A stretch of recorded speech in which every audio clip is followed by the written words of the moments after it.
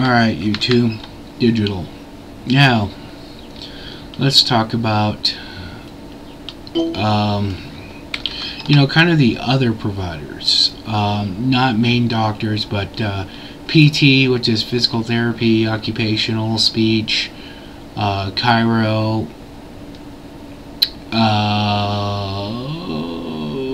God, there's more, but I'm too tired to fucking figure it out. Let's talk about these doctors. Okay. They, most of the time, have less of loans to pay off. And, but their offset is that most of them have more equipment. Now, in the last one, when I talked about doctors, I haven't gotten into specialty equipment they could have in their office. Like if it's ortho or something like that, they could have x-ray machines, which are not cheap. I believe a newer x-ray machine is probably about $200K, $300K, somewhere in there. You know, I'll have to look that up here. But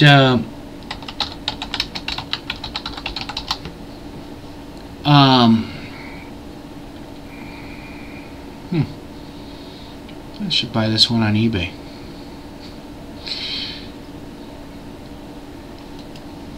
They have other things that they use too that run up the machines. Yeah, 120 plus thousand. Oh, that's pretty cool. Portable ones for the emergency room ones. The portable ones on carts are about 120. That's about right. That's what I thought. So yeah, they run from pretty much 120 up. But they have other equipment and stuff. Their schooling is less most of the time. You know, physical therapy and stuff like that is not as intense as even being an MD. So their schooling's less, their student loans are less, but they use more equipment. You know, specialty equipment, from medicine balls to, you know, all this other shit. So they also need, usually they need bigger space. You know, some of them even have, you know, like a mini gym for, you know, OT, occupational therapy, get you back to work,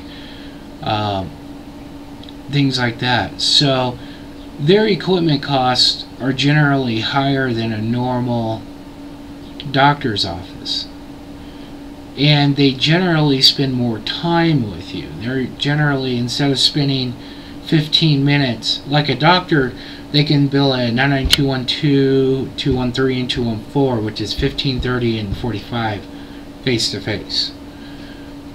They're actually spending, you know, an hour with you. So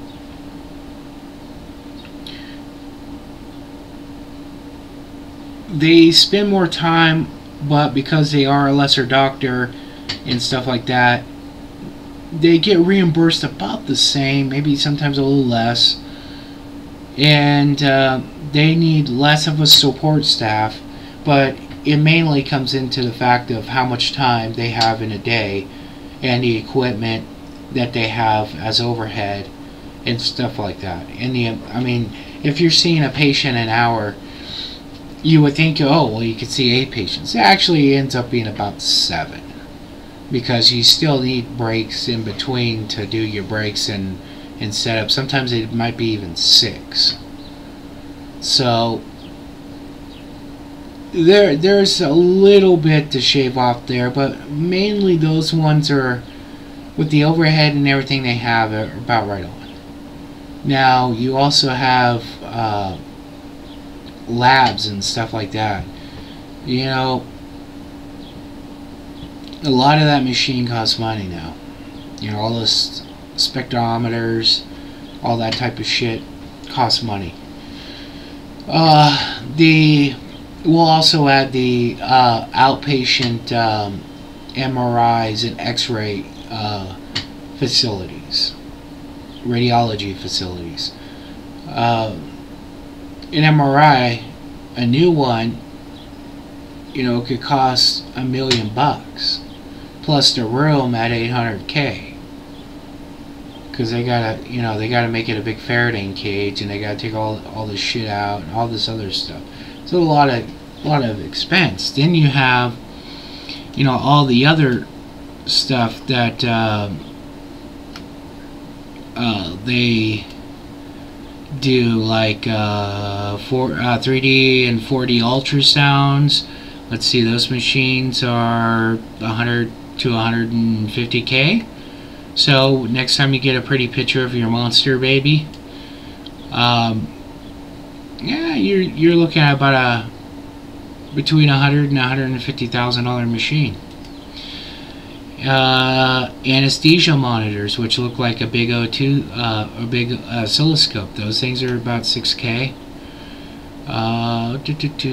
Autoclaves. Every doctor's office has one of these. That's anywhere from $5,000 to $12,000. Beds. Normal hospital bed about $2,000. That's about right. Let's see, ICG. This cardio monitor, anywhere from $5,000 to $12,000. Blood analyzers, $11,000. Oh, shit. Blood pressure monitors, the new fancy ones, about $4,000. Let's see here. The older style ones, oh,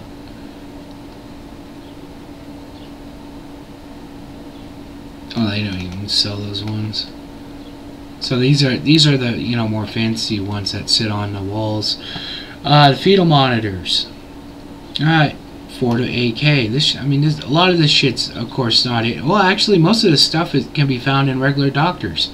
They have fetal monitors and OBGYNs. Let's see, CT scanners. Oh, I know that one ain't gonna be pretty. Yeah, 160, 100.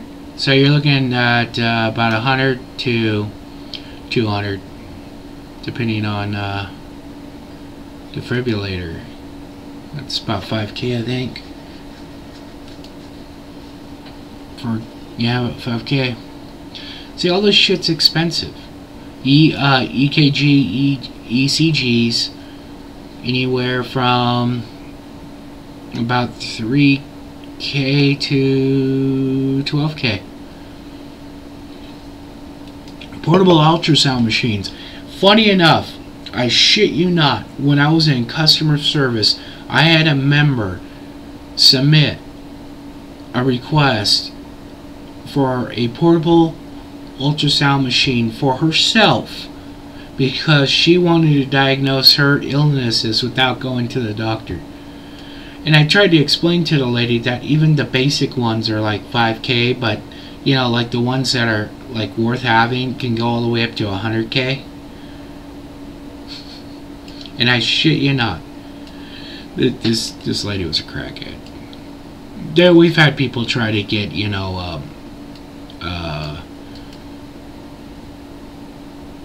the normal stuff, like swimming pools, home gyms, and everything else, and we're like, yeah, no. Let's see, ultrasound machines. Okay, we already went through that. Stress tests, the ones where, yeah, about $3,000 to $10,000, ones where they put you on a treadmill and work you out. So all the shit that these doctors need are echocardiogram. Hey, yeah, that's not. All this stuff expensive. MRI. Yeah, I already went through that. So, a pulse ox. How much is one of those stupid things?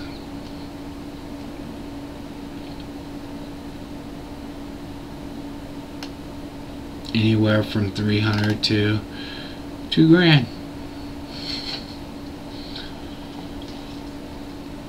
And you think that you know, the stuff is expensive, but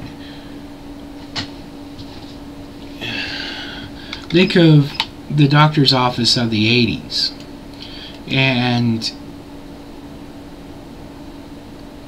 the outcome of them trying to find shit. You know, diagnoses in the 80s were crap, and they just didn't have good machines. Hell, their ultrasound machines sucked back then. Everything sucked back then. So now, this newer stuff that's coming out, yeah, it's expensive. Sure, you can pick up a lot of it maybe secondhand, but secondhand also doesn't have warranties and all that other crap, so a lot of doctors will finance all this shit, so they gotta pay for all this shit. It's not cheap. You know, we haven't even, I mean, if you're, like I was going first off with the ciliary, those PTOTs and everything else, they can't just have some little cheap weight setup from Walmart. They have to, you know, they have to get something that is more professional. There's nothing worse than a cable system that you know, is all jerky and everything else. So it's not that easy. So they run up a lot of money in, you know, between the radiology lab, PTOTs, chiro. Chiros usually have x-rays. PTOTs sometimes have x-rays too. Between all these, they are very equipment heavy, and that's an issue, because this shit isn't cheap. And on top of that, this stuff goes through